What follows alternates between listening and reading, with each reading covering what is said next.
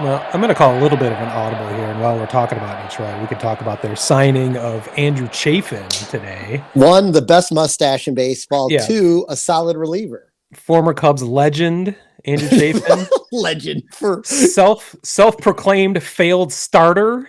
Yes, self-proclaimed failed starter. I am going to be making the obvious T-shirts version for the Tigers now. The failed starter Andrew Chafin T-shirt. Got to work that one up.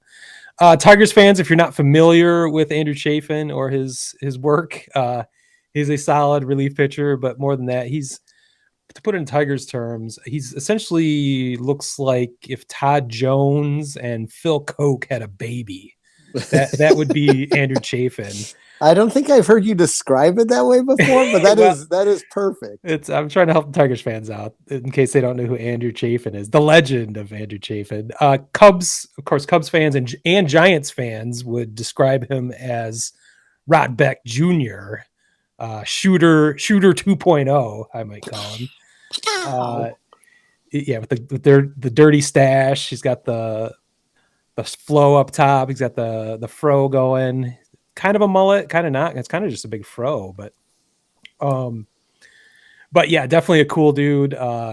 Been more than solid as a reliever over the last couple of years. He's kind of running the whole Major League A-hole circuit as he was with the A's earlier, or at the end of last year. So he's got 3 of our 5 teams now on his resume now. So I was kind of surprised by that. I did not see the Tigers necessarily going after him or him being interested in the Tigers necessarily. So I'm interested to learn more about how that decision was made in interviews with him in the future. I think it's awesome. I knew the Tigers needed some middle relief help for sure, and that he certainly fits the bill, but I thought he might be more interested in a team that looks like it's a little bit closer to making the playoffs, even though there's always hope springing eternal and lots of talk about the Tigers potentially taking the next step towards the playoffs. But I don't know. I liked it. So I think Tigers fans, you're gonna love this guy along with his former Cubs teammate Javi Baez. We're basically moving my second favorite team, some of the best players over from that over to my favorite team with the Tigers. Yeah, I mean, you can't.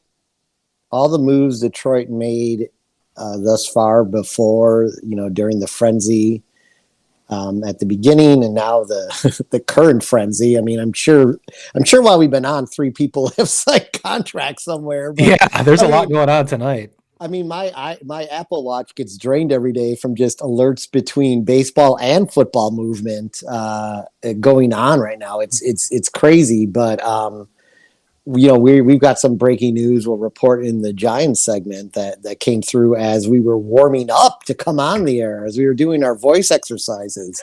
But well, I mean, should we talk about other breaking news? I'm sorry. Wait, just real quick. Yeah, go ahead. Like your thoughts on the Tigers taking the next step. When I look at the AL Central, and we're not doing our prediction show yet, but not yet.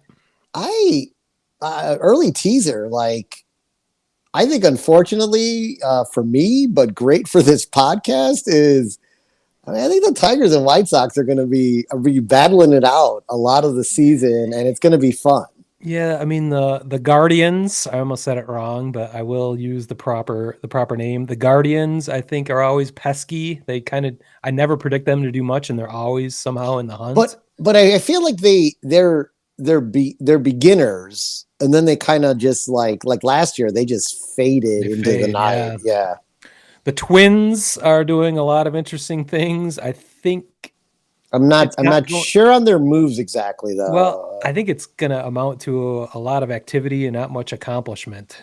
As the famous saying goes, don't confuse activity with accomplishment. They seem to be shuffling a lot of pieces around with the Yankees, but I'm not sure what it's really going to amount to. Yeah. Of course, I've underestimated them in the past as well, and that's come back to bite me too. So it's hard to say. That's going to be a fascinating conversation when we get to it. When the dust settles after all these free agent signings and all the trades are complete and spring training is winding down, we will do our we're about 2 weeks away. Show. 2 weeks away from the prediction show. That would be 2 weeks. Would be opening week. Opening week, I think. I think right? if we keep our Wednesday podcast schedule up, Yeah. it'd be the night before because I think they're starting on Thursday the 7th. So, And for those of you who watch us visually, I let Smitty know before the podcast in honor of opening week. I'm probably going to break out the White Sox basketball jersey again. So don't taunt us. that'll be good news for everybody. Jesus Christ.